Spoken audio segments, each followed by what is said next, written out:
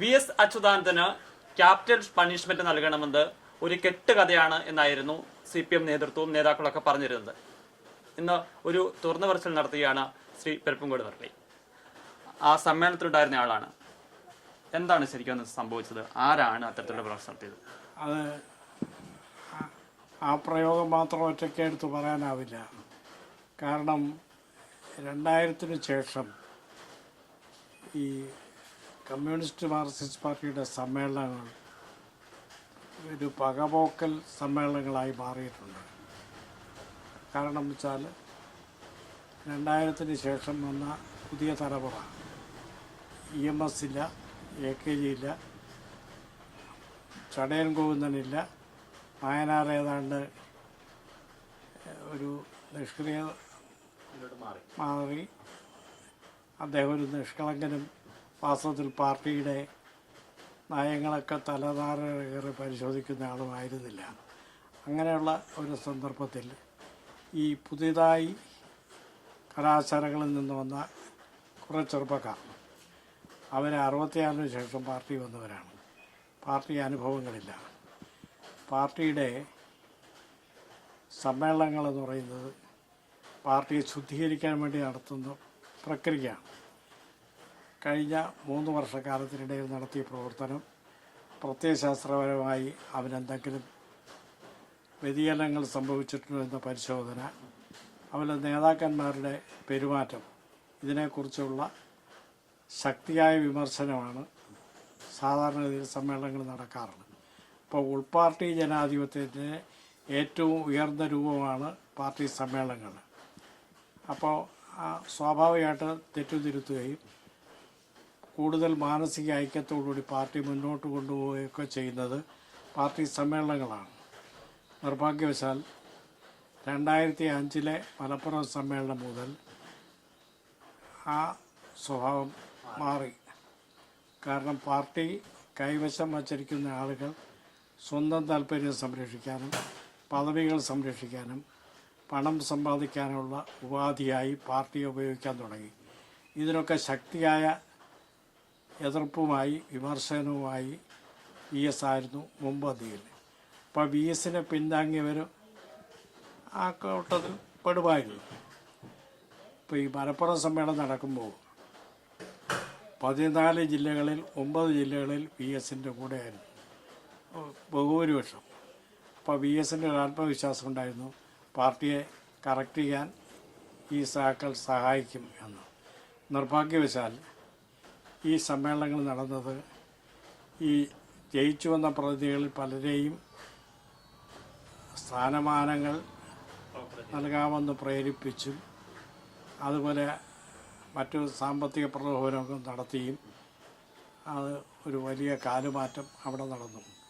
പക്ഷേ നിഷ്കളങ്കനായ VS മാത്രം അതറിഞ്ഞില്ല.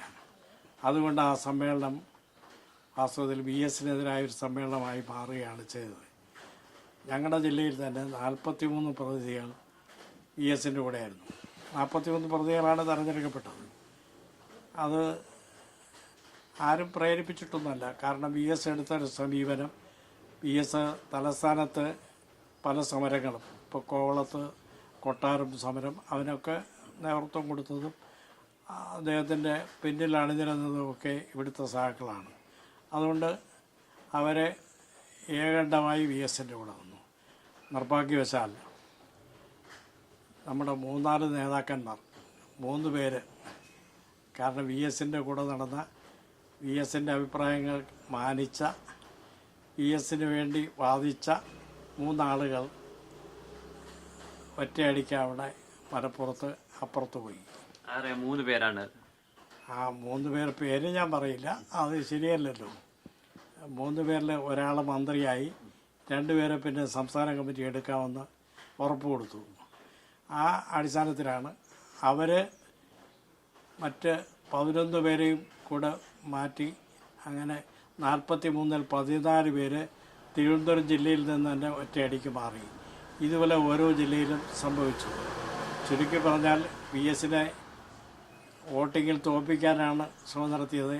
ഏറ്റവും കുറച്ച് വോട്ട് കിട്ടിയത് യഥാർത്ഥത്തിൽ VSനായിരുന്നു. അവിടെ മുതലാണ് തുടങ്ങുന്നത് ഈ പാർട്ടി സമ്മേളനങ്ങളുടെ പ്രശ്നം. അത് കഴിഞ്ഞ് 2008 കോട്ടയത്ത് സമ്മേളനം നടന്നപ്പോൾ ആ സമ്മേളനത്തിലും വി എസിനെ ഒറ്റപ്പെടുത്തി. വി എസ് അന്ന് മുഖ്യമന്ത്രിയായിരുന്നു. അപ്പോൾ ഈ റെഡ് വോളണ്ടിയേഴ്സിൻ്റെ പരേഡ് പരിശോധിക്കാൻ പാർട്ടി സംസ്ഥാന സെക്രട്ടറി, ജനറൽ സെക്രട്ടറി, അതുപോലെ എസ് രാമേന്ദ്രപിള്ള PV മെമ്പർ, അവർ ഒരു ഓപ്പൺ ജീപ്പിൽ പോകുമ്പോൾ വി എസ് അതിലുണ്ടായിരുന്നില്ല. വി എസ് സമ്മേളനം തുടങ്ങിയ ശേഷമാണ് വന്നത്. വി എസ് വരുമ്പോൾ കോട്ടയം നെഹ്റു സ്റ്റേഡിയത്തിൽ വൻപിച്ച മുദ്രാവാക്യം വിളിയും ഹർഷാരവും ഒക്കെ ഉണ്ടായി. അപ്പോൾ മഴ കാരണം സമ്മേളനം വെട്ടിച്ചുരുക്കി. പക്ഷേ വി എസ് പ്രസംഗം തുറന്നു. അപ്പോൾ വി എസിൻ്റെ പ്രസംഗം കേട്ട് ആളുകൾ ആവേശം കൊള്ളുകയും നാട്ടും പുറത്തൊരു വികാരമുണ്ടല്ലോ, ചൂട് പഠിക്കുകയൊക്കെ ചെയ്തു. അപ്പോൾ പെട്ടെന്ന് മൈക്ക് പിടിച്ചെടുത്തിട്ട് നമ്മുടെ സംസ്ഥാന സെക്രട്ടറി പിണറായി വിജയൻ പറഞ്ഞു, ഇത് ഉഷാവുതുപ്പിൻ്റെ ഗാനമേളയല്ല, ഇവിടെ ആരും നിന്ന് കള്ളും കുടിച്ചു തുള്ളരുതെന്നൊക്കെ ഒരു സമ്മേളനത്തിൽ ഒരു ഉത്തരവാദിത്തപ്പെട്ട നേതാവ് പറയുന്നത് ഞാൻ എൻ്റെ ചെവി കൊണ്ട് കേട്ടതാണ്. അപ്പോൾ ആ സമ്മേളനം അങ്ങനെയായി. അത് കഴിഞ്ഞാണ് 2012 പാർട്ടി 20ാം പാർട്ടി കോൺഗ്രസിന് മുന്നോടിയായി തിരുവനന്തപുരത്ത് വെച്ച് സംസ്ഥാന സമ്മേളനം നടക്കുന്നത്. ആ സംസ്ഥാന സമ്മേളനത്തിൽ ഒരുപാട് അനാരോഗ്യകരമായ സംഭവങ്ങൾ നടന്നു. പക്ഷെ അവർ ഒരു ചെറുപ്പക്കാരൻ നല്ല ഒന്നാന്തരമായി വാചകം പറയുന്ന അദ്ദേഹം ഒരു സാഹിത്യകാരനായിട്ടൊക്കെയാണ് സ്വയം നടിക്കുന്നത്. അദ്ദേഹം പറഞ്ഞു, ഈ പാർട്ടിക്കകത്ത് വിഭാഗീയത വളർത്തുന്ന വി എസ് അച്യുതാനന്ദനെ പോലുള്ള ആളുകൾക്ക് ക്യാപിറ്റൽ പണിഷ്മെൻറ്റ് ആണ് കൊടുക്കേണ്ടത്, അതിന് പാർട്ടി തയ്യാറാവണം എന്ന് പ്രഖ്യാപിച്ചത് ഞാൻ എൻ്റെ ചെവി കൊണ്ട് കേട്ടതാണ്. ആ പേര് ഞാനിപ്പോൾ ഇവിടെ പറയുന്നില്ല. അപ്പോൾ ഡയസിൽ കേട്ടോണ്ടെന്ന് ആരും തിരുത്തിയില്ല. സാധാരണഗതിയിൽ എന്തെങ്കിലും ആവശ്യമില്ലാത്തത് ഒരു പ്രതിനിധി പറഞ്ഞാൽ ഡയസിലിരിക്കുന്ന നേതാക്കന്മാരാണ് അത് തിരുത്തുകയും നിർത്താൻ പറയുകയും ഒക്കെ ചെയ്യേണ്ടത്. പക്ഷേ അവർ ആസ്വദിക്കുകയാണ് ചെയ്തത്. അടുത്ത ദിവസം പൊതുയോഗത്തിന് ചന്ദ്രശേഖരൻ സ്റ്റേഡിയത്തിലായിരുന്നു പൊതുയോഗം. ആ പൊതുയോഗത്തിൽ വി എസ് ഇത് വികാരപരമായി പറഞ്ഞു, ക്യാപിറ്റൽ പണിഷ്മെൻ്റ് എന്ന് പറയുന്നത് കമ്മ്യൂണിസ്റ്റുകാരന് ഒരു പുതിയ കാര്യമല്ല. 43 കയ്യൂർ സഹാക്കളെ തൂക്കിലേറ്റിയപ്പോൾ അവിടെ ക്യാപിറ്റൽ പണിഷ്മെൻ്റ് നടപ്പിലാക്കിയതാണ്. അതുകൊണ്ട് നറതോക്കനും പിന്നെ വെടിയുണ്ടയ്ക്കും നേരെ പെരുമാറ് കാണിച്ച് ജയിലിൽ കിടന്ന അച്യുതാനന്ദനെ ഇതൊന്നും കാണിച്ച് പേടിപ്പിക്കേണ്ടെന്ന് പറഞ്ഞിട്ട് അദ്ദേഹം പ്രസംഗിച്ചു. അപ്പോൾ ഈ ക്യാപിറ്റൽ പണിഷ്മെൻറ്റ് എന്നൊരു വാചകം പ്രയോഗിച്ചിട്ടില്ല എന്നാണ് ഇപ്പോൾ ചില ആളുകൾ ആണയിട്ട് കിടക്കുന്നത്. പക്ഷേ അങ്ങനെയാണെങ്കിൽ വി എസ് എന്തിനാണ് ക്യാപിറ്റൽ പണിഷ്മെൻറ്റ് പറഞ്ഞതെന്നുള്ളത് ചാനലുകൾ മറിച്ച് നോക്കിയാൽ അറിയാം. അന്നത്തെ മാതൃഭൂമി പത്രം അടുത്ത ദിവസം കേട്ടതാണ്. അപ്പോൾ അതാണ് വസ്തുത.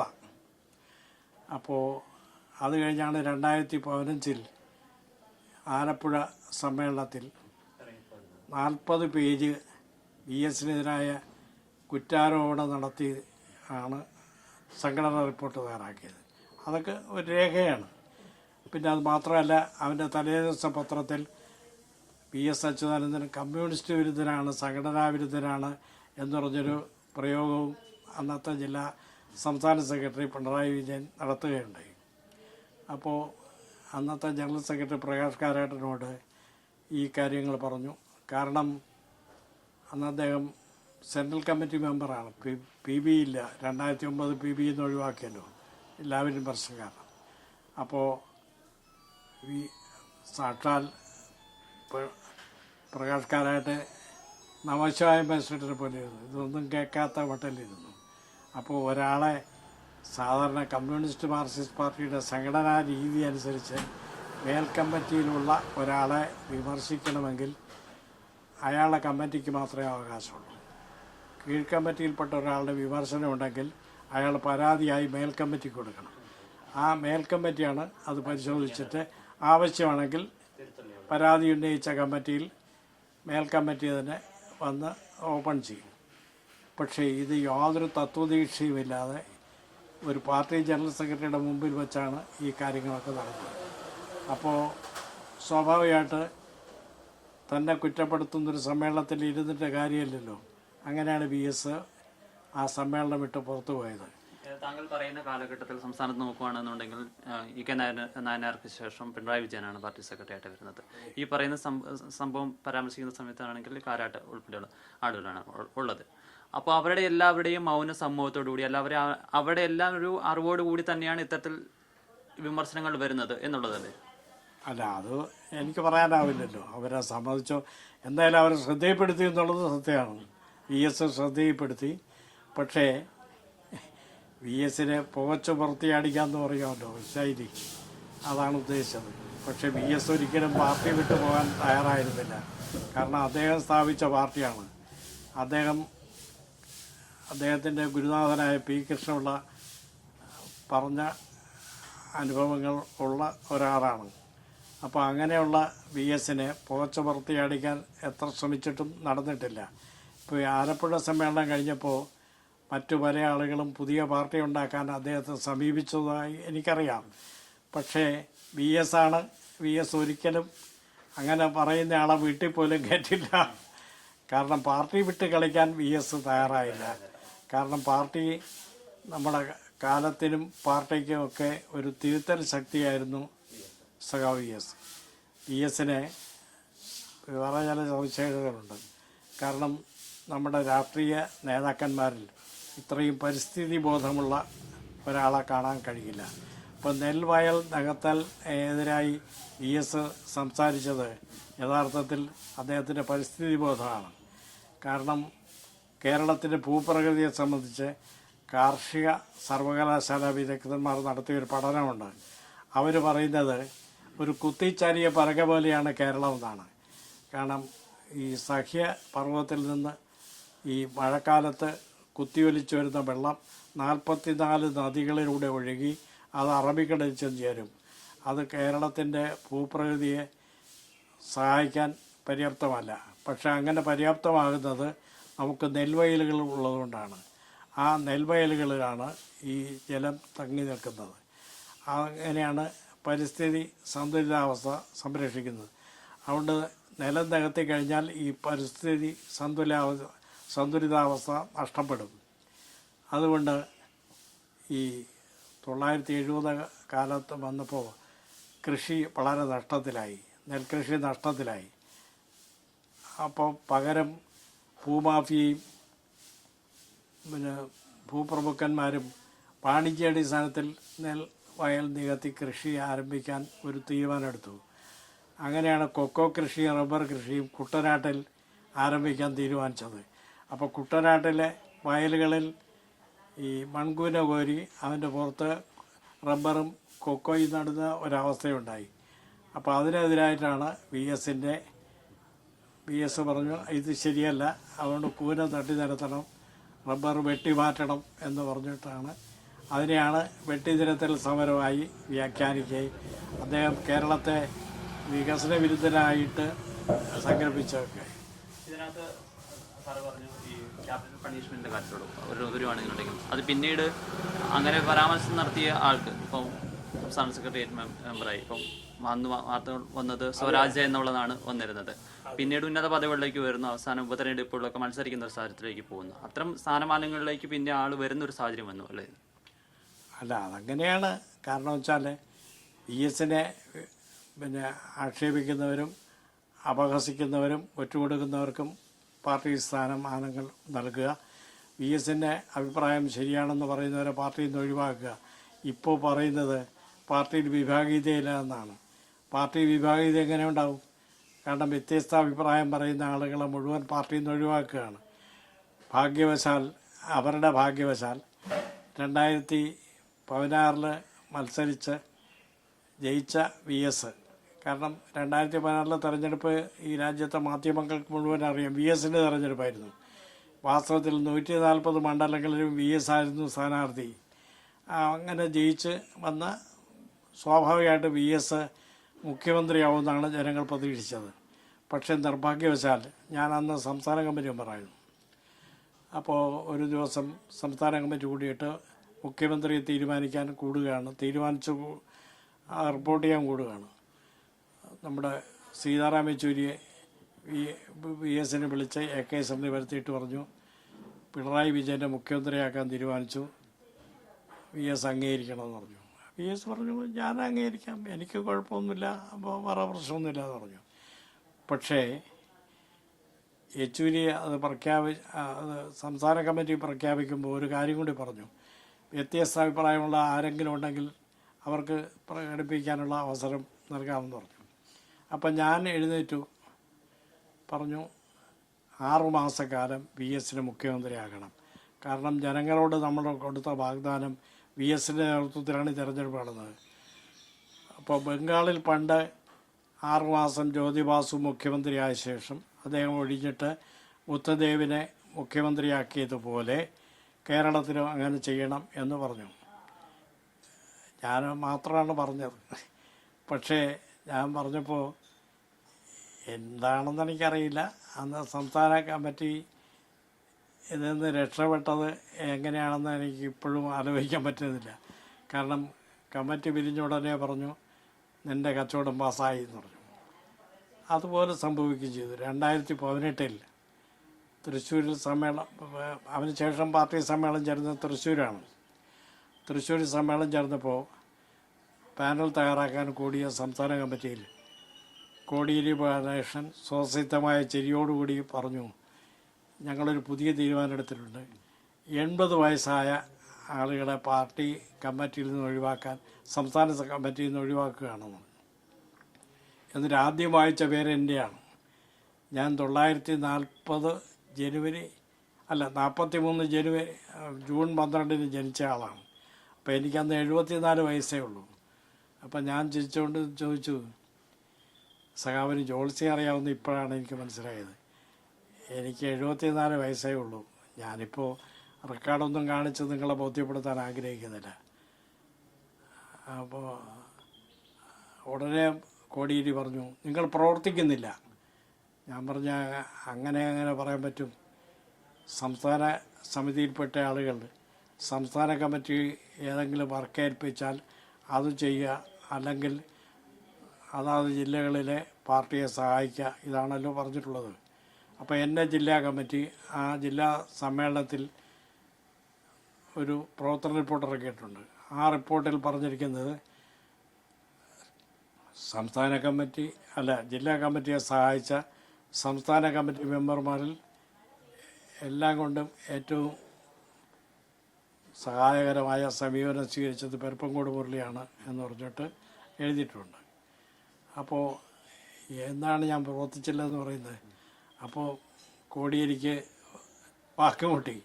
അപ്പോൾ പിണറായി ആയിരുന്നു അധ്യക്ഷൻ. അദ്ദേഹം എഴുന്നേറ്റ് പറഞ്ഞു, സഖാവിന് പറയാനുള്ളത് പറഞ്ഞല്ലോ, ഇരിക്കാം. ഞാൻ പറഞ്ഞു, ഇരുത്തുമൊന്നും വേണ്ട, ഞാൻ ഇരുന്നോളാം. പക്ഷേ ഒരു കാര്യം തുറന്നു പറയണം, നിങ്ങളെ വിമർശിക്കുന്നത് കൊണ്ടും VSനെ പിന്താങ്ങുന്നതുകൊണ്ടും എന്നെ കമ്മിറ്റിയിൽ നിന്ന് ഒഴിവാക്കുന്നു എന്ന് പറഞ്ഞാൽ എനിക്ക് മനസ്സിലാവും. മറ്റേ വളച്ചിട്ടൊന്നും വേണ്ട.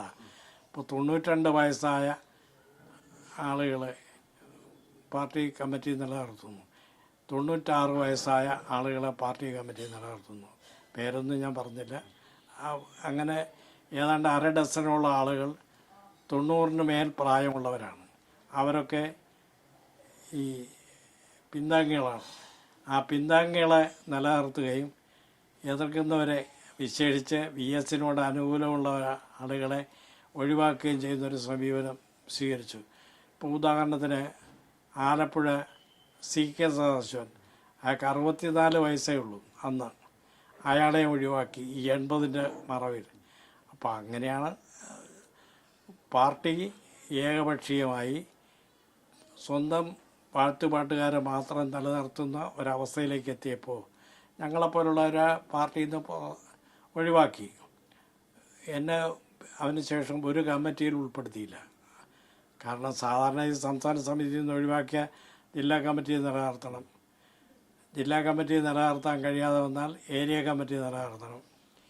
അപ്പോൾ ഞാൻ ഈ പാർട്ടിയിൽ 48 വർഷമായി വന്നിട്ട്, അവിഭക്ത പാർട്ടി വന്നതാണ്.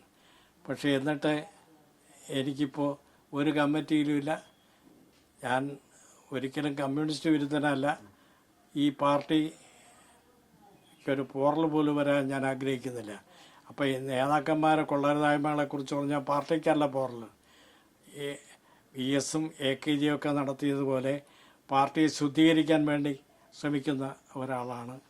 മരണം വരെ എനിക്ക് ഈ പാർട്ടിയോട് മാത്രമേ കമ്മിറ്റ്മെൻ്റ് ഉള്ളൂ. കാരണം സ്ഥാനമാനങ്ങൾ തേടി ഒരിടത്തും പോകുന്ന പ്രശ്നമേ ഇല്ല. പാർട്ടി എന്നത്, പാർട്ടിയുടെ നിലപാട് എന്ന് പറയുന്നത് പിണറായി വിജയൻ്റെ ഒരു നിലപാട് എന്ന നിലയിലേക്ക് മാറിപ്പോകുന്നില്ലേ? അതെ, യഥാർത്ഥത്തിൽ ഒരു കമ്മ്യൂണിസ്റ്റ് പാർട്ടിയുടെ സ്വഭാവത്തിലല്ല ഇന്ന് പ്രവർത്തിക്കുന്നത്. അതാണ് ഞങ്ങളുടെയൊക്കെ വിമർശനം. അതായിരുന്നു VS-ൻ്റെയും വിമർശനം. പക്ഷേ VS പാർട്ടിയിൽ തന്നെ ഉണ്ടായിരുന്നു. കാരണം VS-നെ പോലെ ഒരാളെ പാർട്ടിയിൽ നിന്ന് ഒഴിവാക്കിയെന്ന് പറയാനുള്ള ധൈര്യം ഇവർക്കില്ല. കഴിഞ്ഞ 2-3 ദിവസമായിട്ട് നമ്മൾ കാണുന്നതല്ലേ, ഇതാണ് ജനത്തിൻ്റെ ഒരു ധാരണ. അതുകൊണ്ട് VS-നെ പാർട്ടി നിലനിർത്തുകയും VS-നെ ഒറ്റപ്പെടുത്തുകയും VS-ൻ്റെ കൂടെ ഉണ്ടായിരുന്ന ബഹുഭൂരിപക്ഷം ആളുകളും പുറത്താക്കുകയും ചെയ്തു. പിന്നെ VS-നെ പിന്താങ്ങുന്ന കുറച്ച് ആളുകൾ ഇപ്പോഴും പാർട്ടിക്കകത്തുണ്ട്, പാർട്ടി നേതൃത്വത്തിലുണ്ട്. പക്ഷേ അവർക്കകം ശബ്ദമില്ല. ശബ്ദിച്ചാൽ അവരും പുറത്തു പോകും. ദേശാഭിമാനി എന്ന് പറഞ്ഞ പത്രം, ഞാനതിൻ്റെ സബ് എഡിറ്ററായി തിരുവനന്തപുരത്ത് വർക്ക് ചെയ്ത ഒരാളാണ്.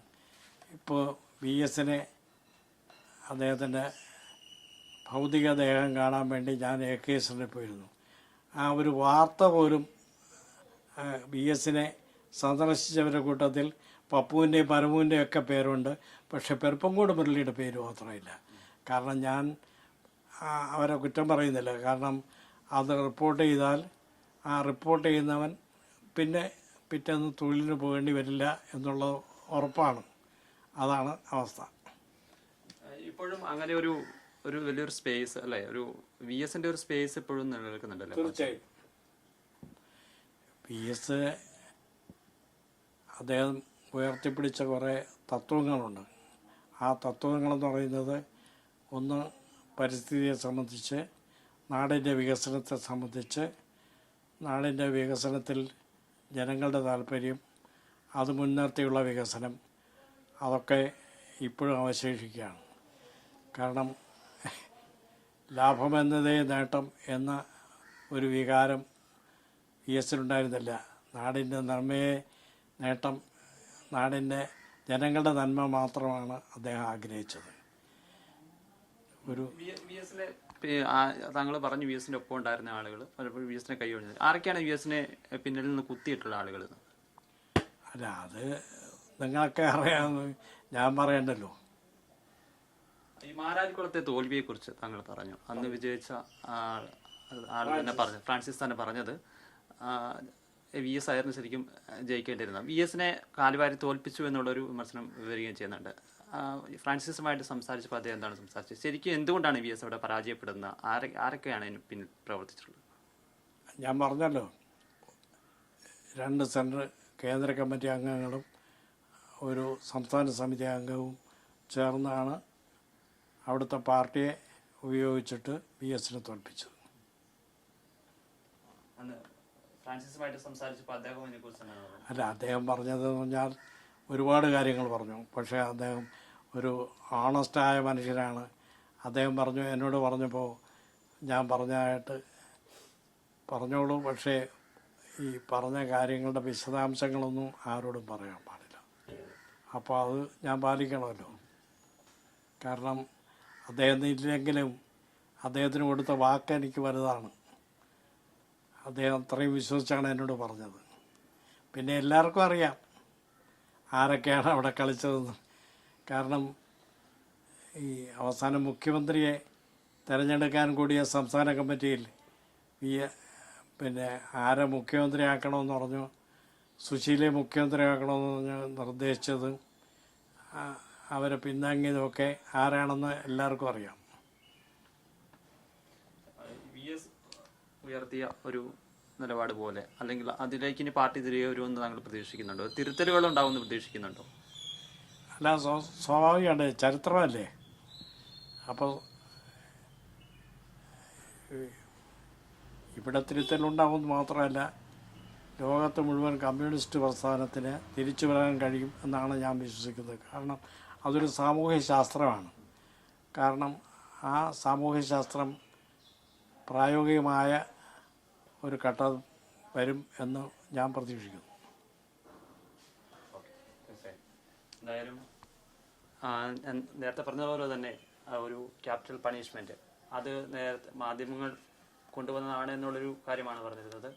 വീരപ്പൻകോട് മുരളി അദ്ദേഹം പറയുകയാണ് അതിന് പിന്നിലുള്ള കാര്യങ്ങൾ വെളിപ്പെടുത്തുന്നതിന് പരിമിതികളുണ്ട് എങ്കിൽ പോലും ഈ നിമിഷത്തിൽ അദ്ദേഹം അത്തരത്തിലൊരു സന്ദർഭത്തെക്കുറിച്ച് വ്യക്തമാക്കുകയും ചെയ്യുകയാണ്. ക്യാമറമാൻ കാണാനൊപ്പം സിജോ ബിജോൺ, മീഡിയ 1.